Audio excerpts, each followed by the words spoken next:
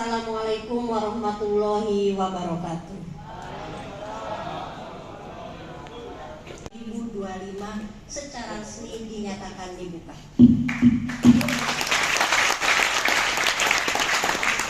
Saya ikutin jejak Pak Wagub.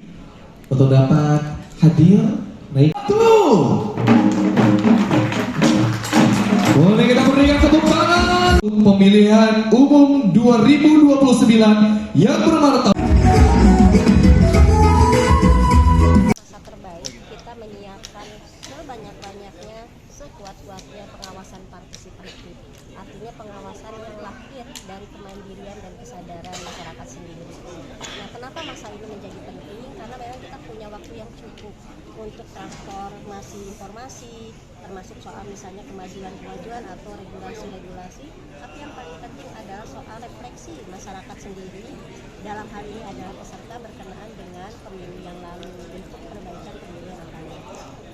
Itu kan bisa sahabat-sahabat lihat sendiri ya, misalnya kalau dari aturan regulasi kan 5 tahun lalu dan 5 tahun sekarang tidak ada perubahan, sehingga sesungguhnya lebih mudah diikuti oleh kader pengawas partisipatif karena salah satu materinya adalah soal bagaimana regulasi itu bekerja, baik dari sisi pencegahan, penanganan pelanggaran maupun dari sisi kualitas SDM misalnya. Nah, sehingga dalam situasi seperti ini menjadi penting pengawasan partisipatif itu untuk ditingkatkan terus. Semakin banyak pengawasan partisipatif di masyarakat, tentu kita berharap seluruh potensi kecurangan bisa diatasi. Dari perjalanan sejuta relawan, lalu kemudian sekolah kader pengawas partisipatif 2014, 2018, lalu 2022 saat kita bikin P2P, kader-kadernya sudah ada yang mencapai berfungsi.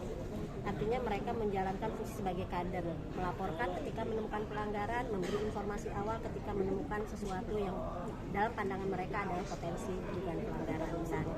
Sehingga kualitas kader yang sudah ada itu menjadi salah satu hal yang dinilai oleh Bawaslu RI.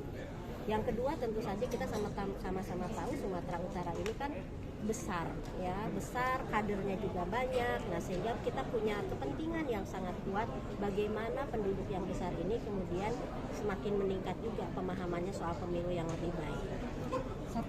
Jadi di Sumut itu sebetulnya bisa dari sisi positifnya, tapi bisa juga menjadi cara kita melihat ini menjadi tantangan. Apakah dengan semakin banyak pengawas partisipatif yang akan tumbuh akan berbanding lurus terhadap kualitas demokrasi di Sumatera Utara?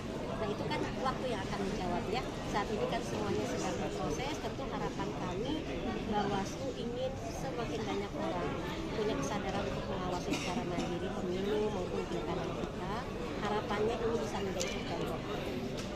Satu lagi. Hasilnya tentu pertama ya, kadernya itu tidak hanya terbentuk, tidak hanya terlatih, tapi dia itu sudah pada level berfungsi dan bergerak. Kalau bergerak berarti dia bisa mengajak semakin banyak orang untuk melakukan gerakan yang sama.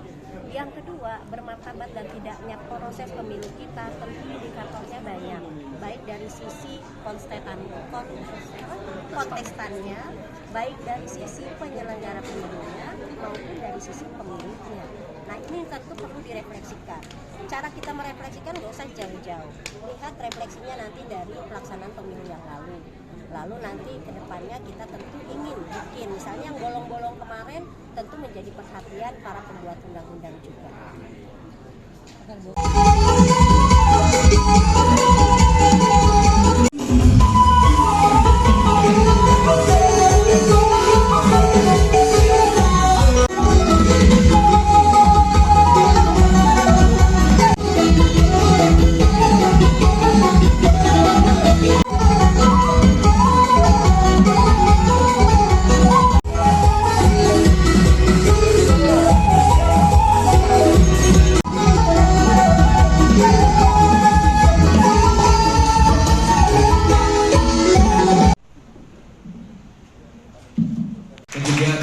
Kepada seluruh peserta, kami persilakan untuk kembali. Warahmatullahi wabarakatuh.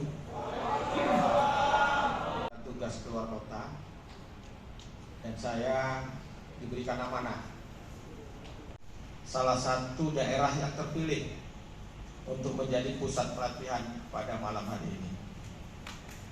Oleh karena itu, suatu kebanggaan bagi kita Provinsi Sumatera Utara.